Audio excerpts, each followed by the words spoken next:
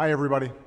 This Labor Day weekend, as we gather with family and friends, we'll also come together as a nation to honor some of our own, the working men and women of America, who across the generations built this country up and helped make us who we are today. On Monday, we'll celebrate that proud history. We'll pay tribute to the values working Americans embody: hard work, responsibility, sacrifice, looking out for one another. And we also need to recommit ourselves to their cause, to securing for them a better bargain so that everyone who works hard in America has a chance to get ahead. You see, over the past 4.5 years, we've fought our way back from the worst recession of our lifetimes. And thanks to the grit and resilience of the American people, we've begun to lay a foundation for stronger, more durable economic growth.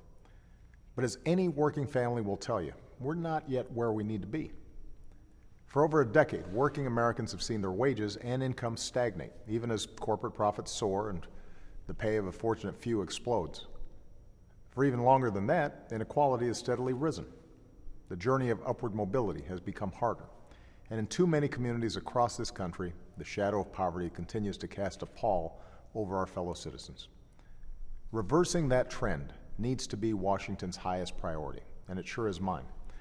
That's why over the past month, I've traveled all across America, laying out my ideas for how we can build on the cornerstones of what it means to be middle class: a good job that pays a good wage, a good education, a home of your own, health care when you get sick, a secure retirement even if you're not rich, and more chances for folks to earn their way into the middle class as long as they're willing to work for it.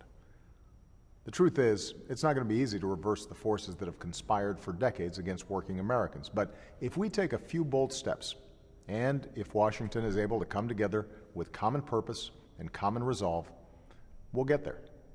Our economy will keep getting stronger, and more Americans will be able to join the ranks of the middle class. So this Labor Day, while you're out there grilling in the backyard or taking the final trip for the summer, I hope you'll also take a moment to reflect on the many contributions of our working men and women.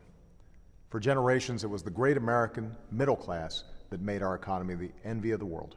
And as long as I'm president, I'm going to keep fighting to make sure that happens again. Thanks, and have a great weekend.